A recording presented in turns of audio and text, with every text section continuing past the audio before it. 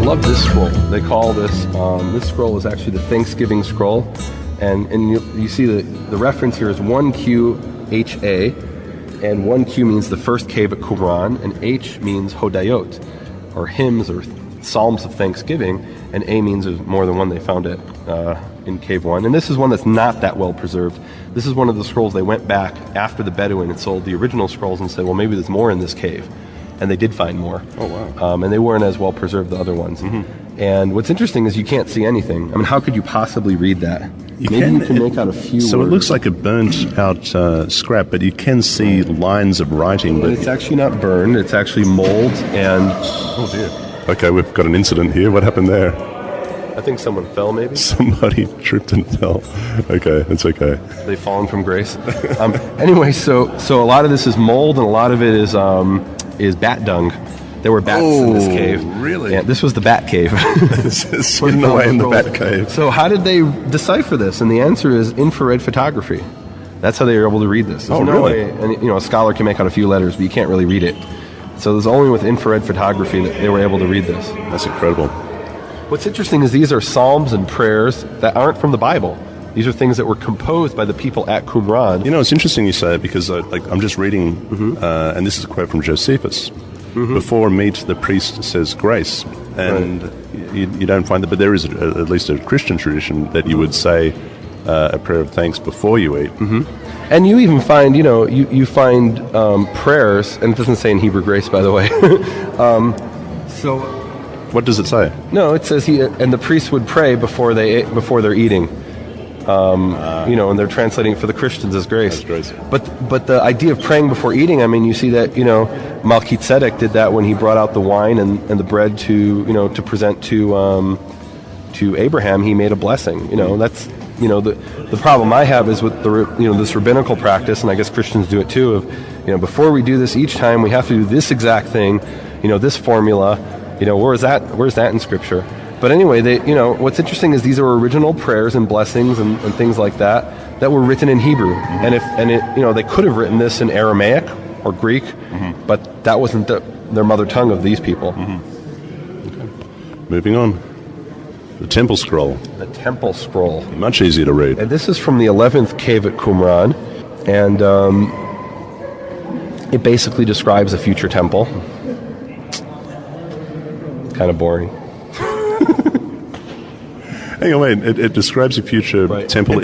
Part of the idea is that these people at Qumran, they rejected the temple in Jerusalem. They said the temple in Jerusalem has been taken over by priests who follow this, this new moon agricultural calendar. And we've got the true solar calendar, which is off a day and a quarter every year. They've got this true calendar and the teachings of this true priest, who they call the teacher of righteousness. And they had all their own kind of like secret doctrines. And the Essenes were a really interesting group. You didn't just walk up and say, okay, I'm an Essene. You had to actually go through a 3-year process of indoctrination and going up different levels each year. And Josephus says that he was a priest and he wasn't sure which group to follow, the Pharisees, the Sadducees, and the Essenes, and so he tried each of them. He claims that he actually studied under the Essenes for a period of time and eventually decided to become a Pharisee. Some scholars have questioned, whether that's true. He was writing for a Greek audience, and it was common in the Greek world that if you would go study with the Stoics and the what are those people called? Not the Gnostics, whatever they're called, the different Greek philosophies. And so, writing to a Greek audience, if he wanted to be taken seriously, he had to at least claim that he had studied with these different groups. I don't know if it's true or not. He definitely settled on becoming a Pharisee. He says that very clearly in his autobiography. But what's interesting about this scroll is, they're describing the future temple because the temple they've got is useless to them. The question that I have then is, do they borrow from the book of Ezekiel? People have written all kinds of elaborate studies on this, and I find this stuff really boring if you want to know the truth. Moving on. It's like the detailed, architectural description of a future building. When it's built, it'll be built. I don't need to fuss about that. Sure.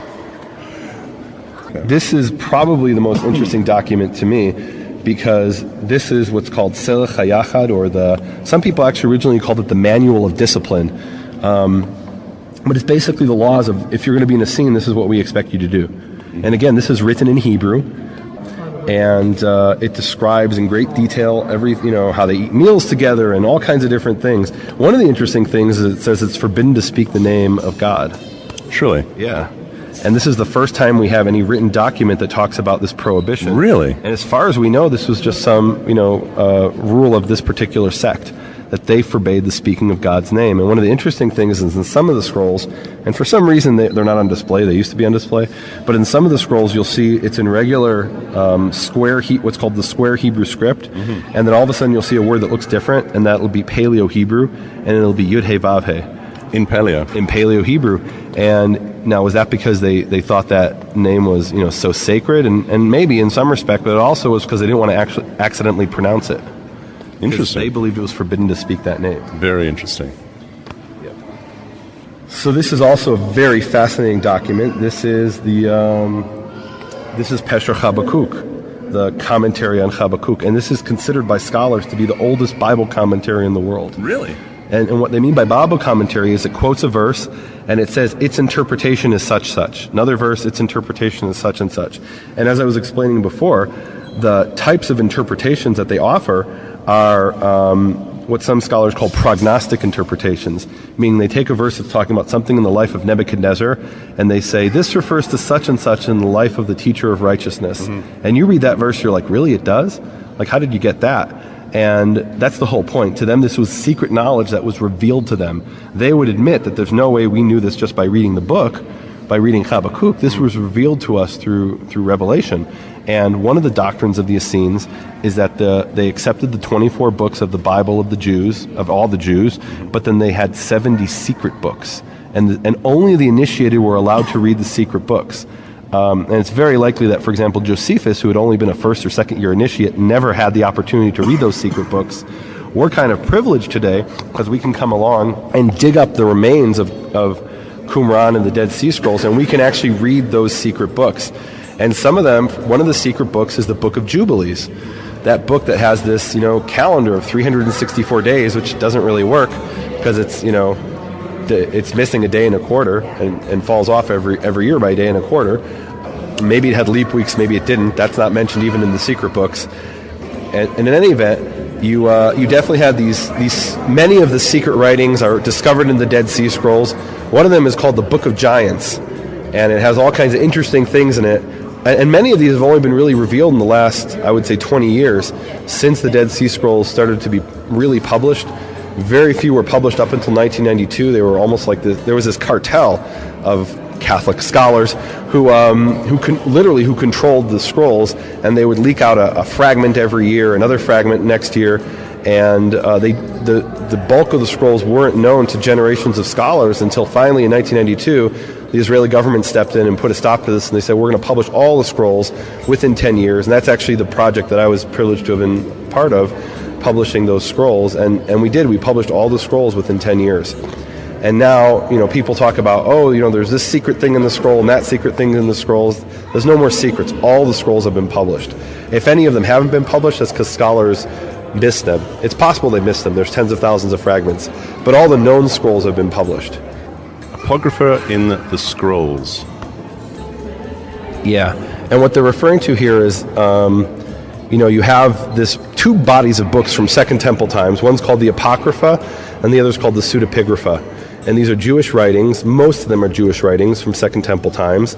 Some of them aren't Jewish writings. Like, for example, there's a book called The Lives of the Prophets, which has been proven definitively is actually from the Byzantine period, from like the 4th century AD or CE. But then other books in the Pseudepigrapha, like the Book of Jubilees, part of the Book of Enoch, are clearly Jewish writings from Second Temple times. And what they're suggesting here is that now we can directly connect those to the Dead Sea Scrolls. So now we can prove definitively that they can be connected to the scrolls, the people who wrote the scrolls, because some fragments have been found in the Dead Sea Scrolls themselves. And these were some of those secret books, those 70 secret books that only the initiated were allowed to read.